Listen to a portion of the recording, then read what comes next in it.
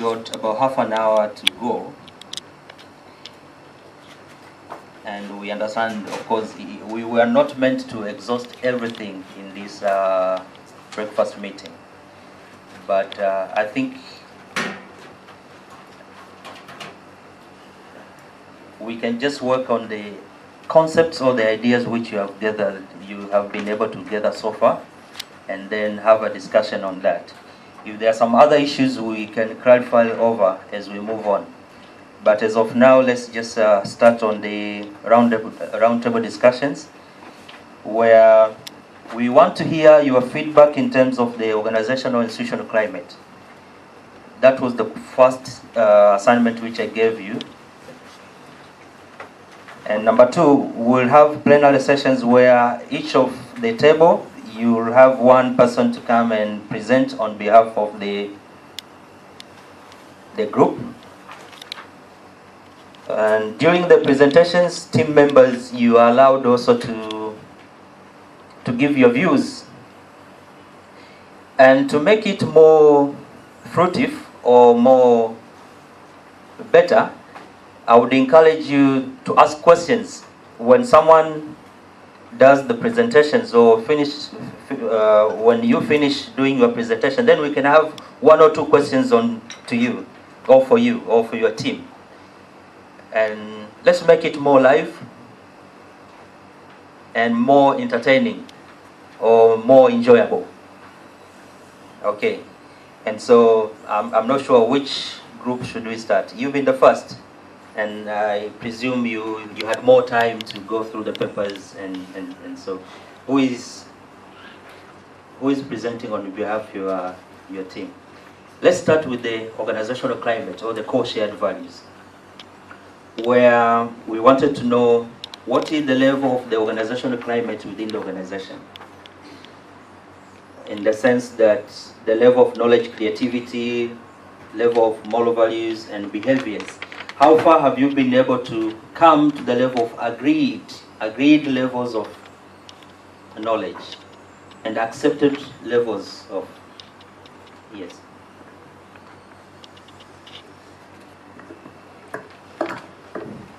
Good morning. My name is Mariam from NBC. In our group, we feel that every organization has its own strategy and the core values, whereby we are mixed here from engineering and I'm from banking industry. We are not all the same. So we feel that the first step to the achievement of the organizational climate is at the time of recruitment, whereby you have to identify what skills are needed in that particular position and in that particular industry. So we feel that the skill level is very important, and another thing is experience level, potential of that person to that organization, or what value is he or she is going to add to that organization, and as well attitude for that person. So once we win on this, it means we have the right person for the right position. So from there, it will be easier to engage that person in the following, like core shared value, developing, empowering, and everything. Good, yeah. Good. Now, in practice, what is the current level of your organizational climate? Out of 10, would you say where 1 is poor and 10 is very high, strong? Like I said, we are mixed here. So if now I say your organization. So I have to report on my organization, but yes. We are working as a team. Yes. So we took it as a generic. Okay. Yes. Yeah, my name is Rabia. I'm coming from an engineering background. We feel this assignment should not be industry specific. So in the process of replying to the assignment here, we decided to come with the generic values which we think will cut across the organization, regardless of the sector. So We didn't reach to the point of rating because we feel like we need to identify values, and these values will be rated with respect to the organization which is acquiring the skill set of this person. So for instance, if we say during recruitment, we need to identify the skill set. It might be in my industry I need a person with a diploma. It might be in another industry they need a person minimum with a degree. So that it will be identified in the policies of a specific organization. That's why it was a bit difficult for us to rate where we are at the moment. Good. You have a comment? Yeah, just to add what my colleagues here have said. We were just looking at the quadrant which you have put in place as a square for whatever organization or whatever sector you are coming from. So we just identify things which are common, and then there will be specific as you move into such a particular organization or such a particular discipline. So we are just concentrating on the common areas of interest which are common as we are going to execute the 4 quadrants which you have put here. Okay. A simple question could be, to what extent do you think organizations in Tanzania have been able to develop or to come to the level of having agreed levels of core shared values? To come to that level of a climate, to come that all of us now we are at 20 degrees, all of us are feeling that level of 25 degrees centigrade. To what extent our organizations and institutions have come to that organizational climate? I'm trying to simplify. I'm not sure whether is clear. Yes. Hello, my name is Eric. I'm a contractor. To the level of Tanzanian companies in particular, to what level they reach into the climate, out of 10, I'd say 3 to 4, generally speaking, because there's a lot of challenges which is happening in the business industry, and we are where we are because of that, and not a higher percentage of climate in the business sector. If I can, I think from what Eric was saying is basically what maybe to clarify, and this is the purpose of when we engage the multiple stakeholders or when we engage people into our organizations, we are engaging their knowledge, values, and behaviors. But most of the time, you would find that these are not aligning with the company established core shared values or policies and procedures. And so when you bring them, or when you recruit the knowledge, skills, and ideas and the behavior, you have to refine, you have to tune, you have to filter.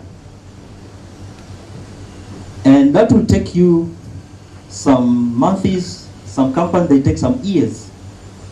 Mwalimu Nyerere took about 25 years to develop the core shared values for the nation. And the purpose for the core shared values is to be used for driving growth and effectiveness. Why Tanzania is poor is because leaders have been spending too much time developing core shared values instead of using the shared values to drive growth. Because the purpose for the core shared values is to be the underpinning mechanisms of corporations to be used for driving growth and effectiveness. So everything you hear like leadership styles or management styles, Their purpose is to bring people or to align people within the organization to the core shared values. This is the purpose for leadership styles or management style, all the books, all the textile books. But the difference between the management and leadership textbooks which we have all over, they differ in two aspects. Some of the textbooks, they focus on establishing core shared values. Or some of the framework and model, they focus on establishing core shared values. And so you'll see managers and leaders within those organizations, they strive to come at the organizational climate. And you see those organizations, they are very good, people are together, people, they stick together, they work together, they are happy. But those organizations, chances are, if they don't realize and use the core shared values in order to develop or to drive growth, they'll just remain poor. But some of the textbooks, they focus on, or some of the models or the leadership styles and the frameworks, they focus on using core shared values to drive growth. I'll give you an example. Tanzanian teams, when they go into international competitions, they spend too much time to learn about the disciplines instead of using the disciplines to win the competitions. I don't know whether you are getting me what I'm trying to say. So when they go with the Kenyan, they will use the disciplines to win the competition. But Tanzanians, they will come back with that prestige that they were very good, they had good behaviors, they did not do this and this and this. So they come with that award that they are, it's a good team. But what exactly did you go there into the competition? You want to win an award. And so what we are saying here, core shared values and using shared leadership, the purpose is to drive core shared values. But what are the purpose of core shared values? Is to use core shared values to support self-leadership so that you can achieve growth. So if you focus only limiting people to develop core shared values, there are chances that people, they will be internalized, value modeling, value internalization. People, they will be so internalized with the core shared values instead of using the core shared values to drive their growth. And this is what you see, the difference between Tanzanians and Kenyans is just there. That people are more disciplined, but they don't use the discipline to drive growth. And so all leadership management styles and framework, they are geared to help you come here. Some few, they drive growth. And this is what you can see between transformational leadership. McGregor, James McGregor, leadership styles, they were geared to bring people to the core shared values. But Bernard Bass, transformational leadership, Bernard Bass was a follower of McGregor, was someone who was working very close to McGregor, but every day he was fighting with McGregor. Why do you want people to develop core shared values instead of using the core shared values to achieve growth? That's why he came with authentic leadership, transformational leadership. That's why those two versions are different. They are all transformational leadership, but one of them is geared to bring people to the common factor. The other one is using the common factor to drive growth. Now, but you cannot start going into the second phase if you have not built the core shared values. But what leaders are doing, some of the leaders, they get overwhelmed just spending on a single point without realizing that these people now need to go into the second stage. It's like you guys are fathers and mothers. Sometimes kids grow but you don't realize that these people have grown. You need to let them go and find their own ways. You just keep internalizing. And this is what is happening in organization. We don't liberate people to go into self-leadership. We don't enable people to go into start driving growth. Now, when I was asking about the level of organizational climate within our institution, essentially we wanted to know to what extent have we been able to come to the common factor, to the common line, to the core shared values. Just plus or minus. These are the views which I would want to hear again. Okay. If I refer from my company, CRDB Bank,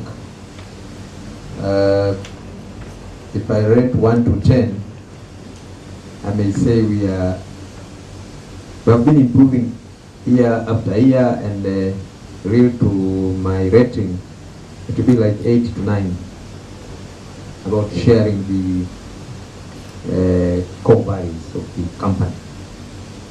Yeah.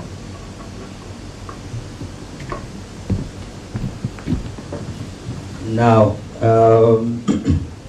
you have achieved 10, but to what extent have we now used the core shared values to drive growth and effectiveness?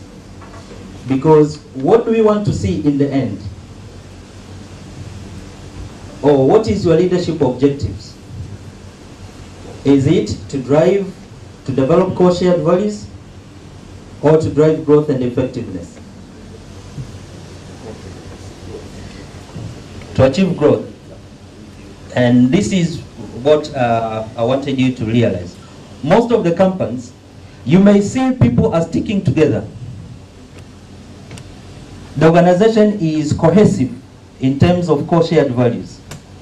But this is because of paternalistic or maternalistic. It's because like a father, you know, paternalistic and maternalistic, it's like a father. Someone is working hard to make sure all people stick together, come together. But do we use that as a tool to drive growth and effectiveness? Now this is where now you can evaluate from the outcome at individual level, at an organizational level, or at the community level. You can go and look into the profitability, look into the innovativeness, look into the sustainability, look into the adaptability. Whether the organization is adaptable, is sustainable, is profitable, or is innovative.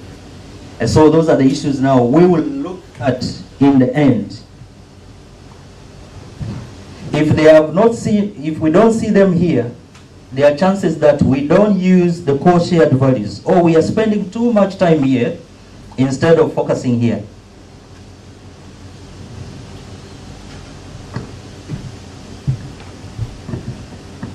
Yeah, as I said, really in terms of creating the core shared values in our company is very high. But now, referring now to your statement that how do we use that one in making the company grow, I may say also we are at a middle level. We are not really utilizing that strength which we have in terms of making the company grow based on the foundation which we have in the core shared values. And this maybe it could be the warrior role of the company that we know the core shared value is the base, is the foundation. That's why we are using a lot of effort to make sure that it is really healthy and stable. And we don't even realize maybe this one has to be now replicated in terms of growth of the company. Maybe we need now to understand properly how to use it so that the company can grow faster. Good. Any other comments? Hi, I'm Mark. I'm in Tanzania 3 years. I'm from South Africa. I'm an African as well, from Africa. And I'm going to touch on a few points that I've been listening to. And it's on my experience I've picked up since I've been in Tanzania for the last 3 years. I've been working 2 years with my 3 directors sitting here. local Tanzanian company, and coming into the business, highly skilled people. 90% of the companies all got either diploma or degree. And our fellow competitors in the business we're doing are international companies. So we're the only local Tanzanian company. And I was proud to see that people stick together as a family, which is a very good thing. But it's also, on the other side, it's also a bit of a bad thing. Because why? And this is my opinion that I've picked up motions take over business decisions. And we take too long sometimes to make decisions, which can cause problems later on for growth. Then you got your people that their mindsets don't want to be changed. So the challenge is to get them to change their mindsets, to see the potential that each person's got to move into the next level by empowering them into self-leadership. And that is the test. But it's happening in our company, and that is why our company is growing. And that is why the international companies are coming to our companies on a weekly basis. They're sending people from the UK to come see what are we doing in Tanzania that they're not even right in the UK yet, and the rest of the place in Africa. So there has been a cultural change in the mindset of doing things. The biggest thing is accepting responsibility and accountability for what you're doing. And we tend to, as South African people, we tend to not show appreciation to people, which is very important. A person needs to have that recognition to show that you're doing a good job or not doing a good job. And if you're doing that on your grassroots guys, you can only improve. And the biggest thing, challenge that I feel that, and it's all over the world, even in South Africa as well, we do a lot of training on senior management. We forget about the grassroots guys. And if you do not start there, you can get top heavy at the bottom of your foundation soft. We need to start empowering the guys more on the grassroots. They need such courses. Then they'll understand the changes that we want to make. And you can only get growth. Thank you. Another comment? Yes. I think now, I'm from Jarvis International. I think now we should focus on, or as a facilitator, you should tell us how can we move from these core shared values to grow, the driver of that. Yeah.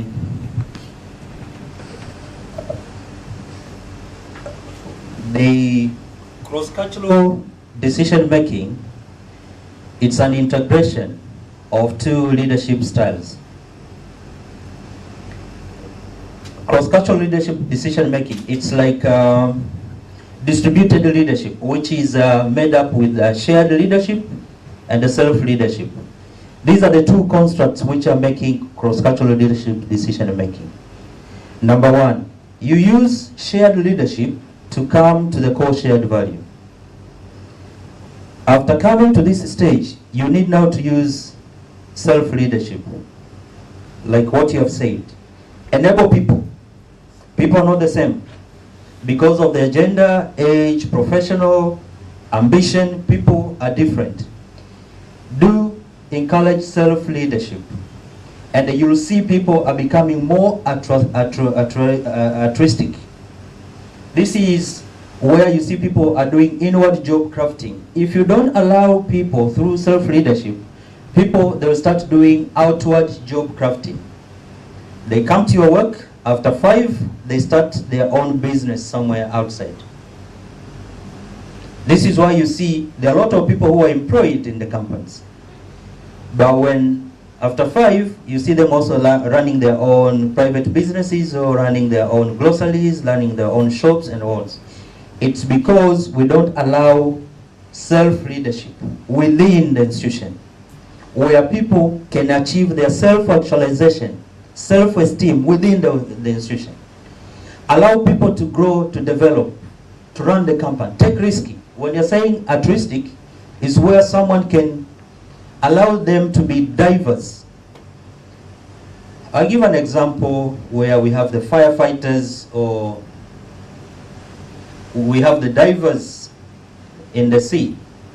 You know, a firefighter has a family, has people who are looking at him, he has responsibility, but when it comes to fire, this person will just give himself go into saving people.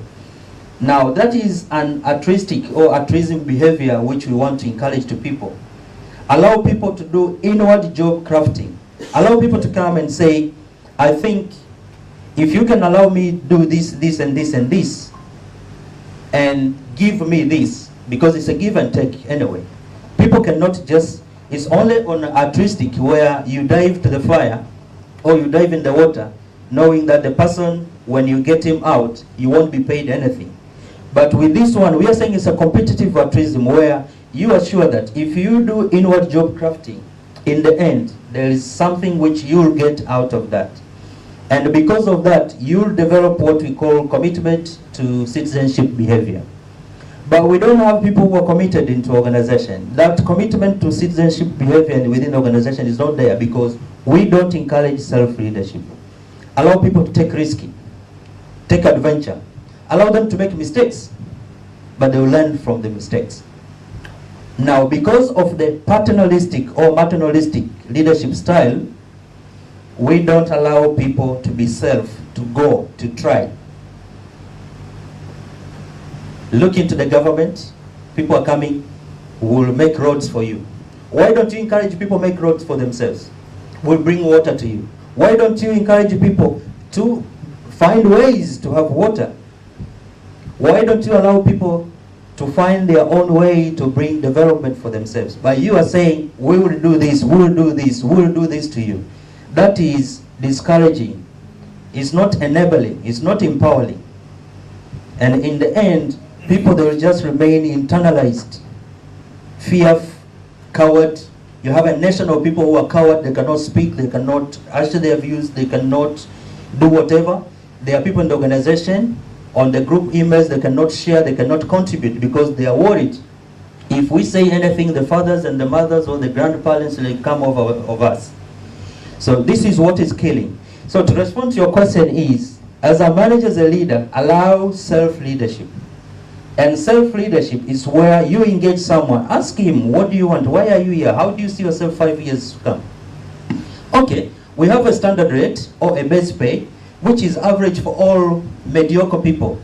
We'll pay you $10,000 per month. This is for all mediocre people. But if you think you can live above the level of mediocrity, come with an initiative. That's how you engage people. And people will say, yes, I think I don't want to be paid this amount of salary, but I'm coming with a counter proposal. I want this and this and this and this. If you allow me this, then I'll take it. And people can do self-leadership. And you will see growth coming as much as you reward people and you recognize their performance fairly. Is it clear? Yes, more. Thank you. I think we are trying to explain that we should move from service delivery approach to capacity building approach to these core workers. Now, my worry is most of Tanzanian companies have a challenge of not accepting challenges from outside or from outsource.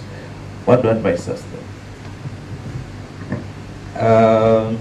This is a question of a culture. If people have been in a nation for 25 years, living under the guidance of your grandfathers and mothers, it's only the fathers and the mothers who can make decisions. This has built up because for all these 25 years since we're in a nation for 25 years, living under the guidance of your grandfathers and mothers, it's only the fathers and the mothers who can make decisions. This has built up because for all these 25 years since whatever, we have been under shared leadership. And that is what is killing our nation. Unless we change from shared leadership and encourage, don't disband shared leadership, but integrate self-leadership. So these have to be two. This is what we call distributed leadership. Leadership has to be distributed within the organization. Shared leadership to the core shared value. After here, this is a level playing ground where everyone now can play wherever. As much as we have agreed this, do whatever you want to do,